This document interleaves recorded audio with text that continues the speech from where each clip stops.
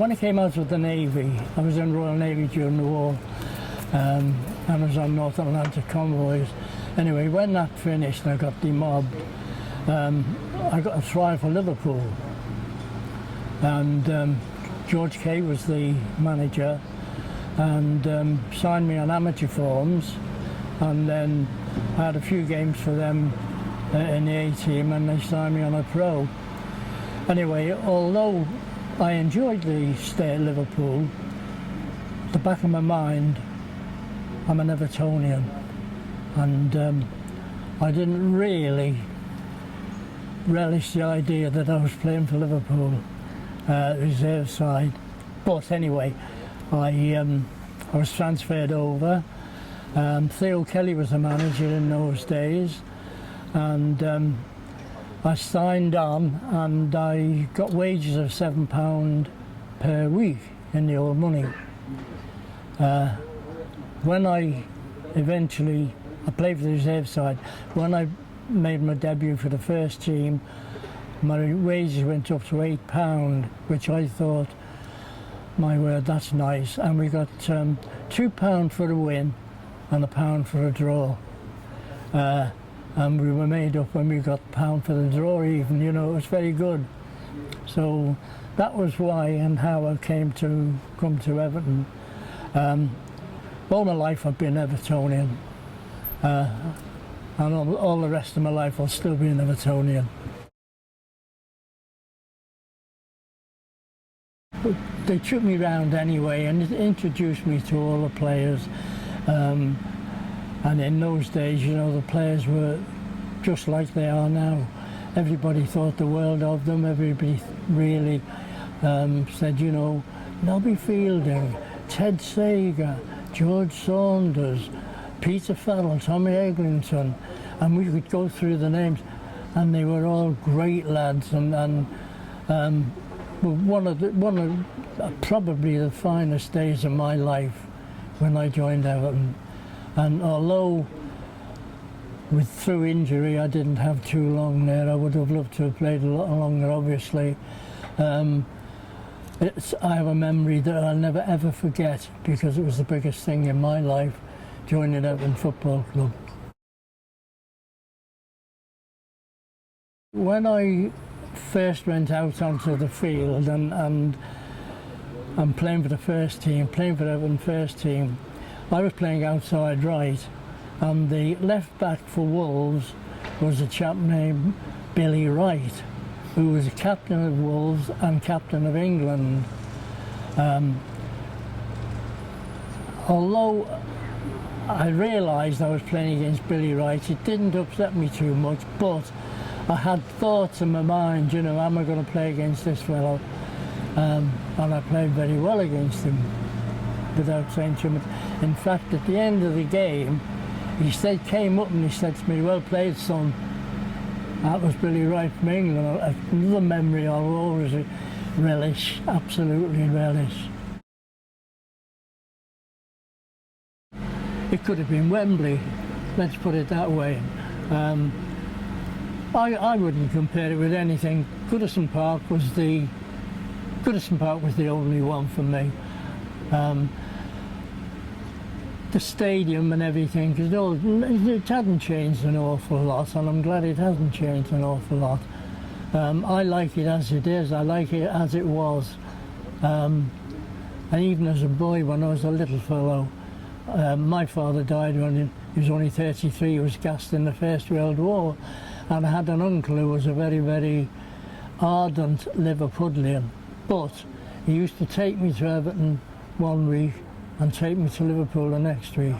So although I'm a deep down Evertonian, I'm not a biased Evertonian. I still give Liverpool my support, if you like to put it that way. You know, if the only time, people say this and it's quite true, the only time I want Liverpool to lose is when they're playing Everton. And if they do, I'll go and have a couple of drinks.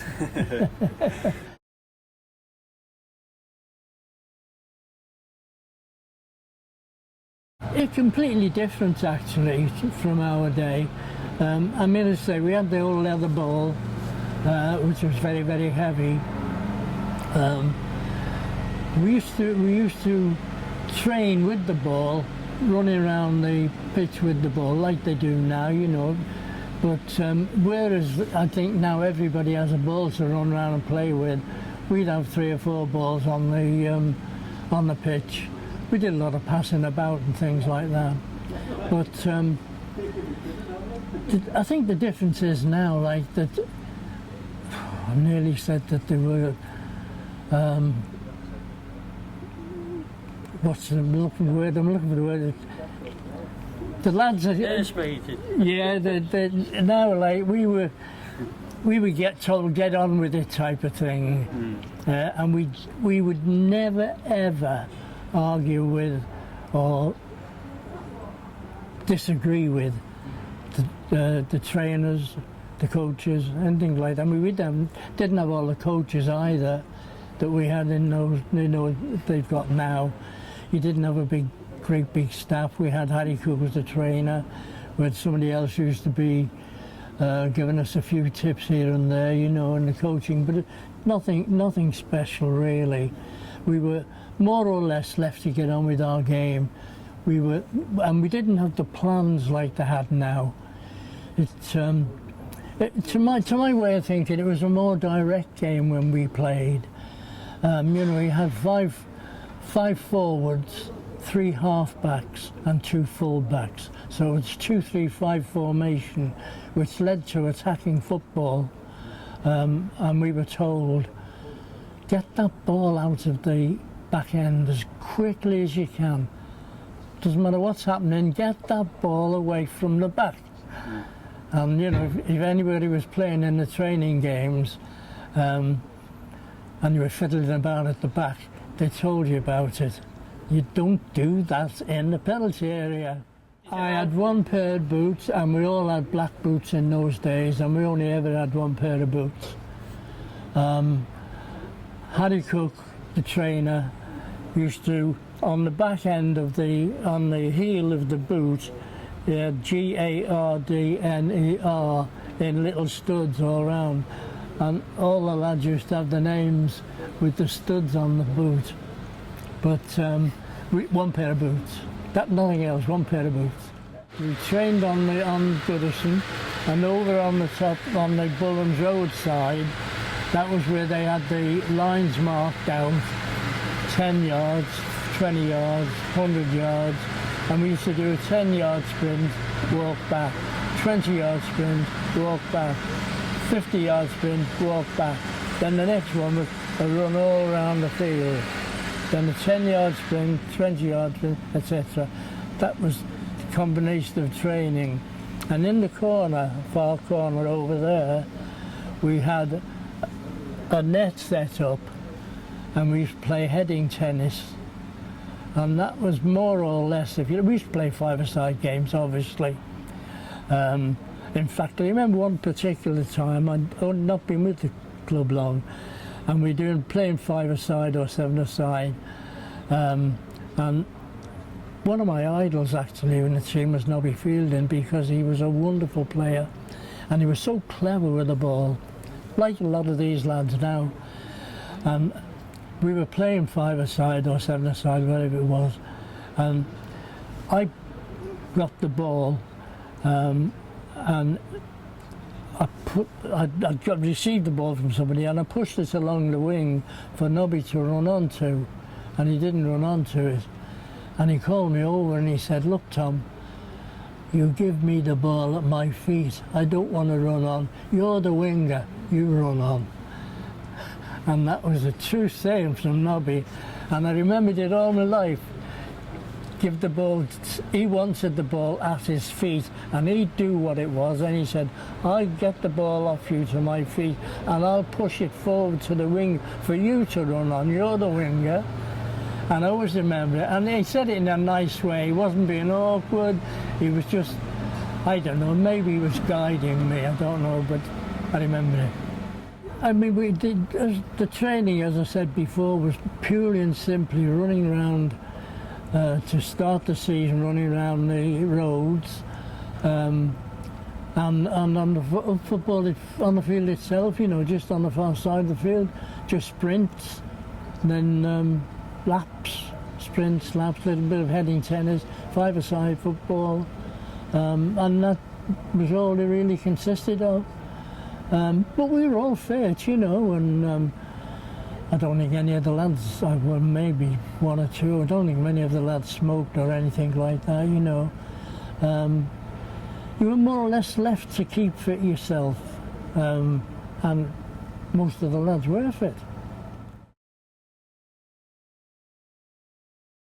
When we played away, we thought we were God's gift to football, if you like, because we used to get in the coach, and they used to, if we were playing away, and we used to go to the Efpf hotel, and we used to have lunch, and it consisted of maybe a little bit of fish, not much, but we had lunch. And consequently, you know, I used to think I was the greatest thing since sliced bread, if you like, you know, because going down to the Efpf hotel, big thing for me, big thing for the lot of us really, for all the lads, you know. And then we would go from there in the coach down to wherever we were playing. But that was the be-all and end-all of it, really. You never went to any special big weekends or anything like that. You never. It was purely and simply, if you were all playing local, you were all right. You just went straight in the coach to the ground, and that was it. But if we went to the likes of Wolves, Wolverhampton, or somebody in that sort of vicinity or that area, we would always go to the Efpf hotel. The biggest memory, I think, is when I first started. As I said before, when I crossed the park from Liverpool to Everton, and obviously my first games with the reserves, and most of my games with the reserves, I just got such a big kick after supporting Everton all my life, and to think that I was going out there to be an Everton player. It was the greatest thing since sliced bread.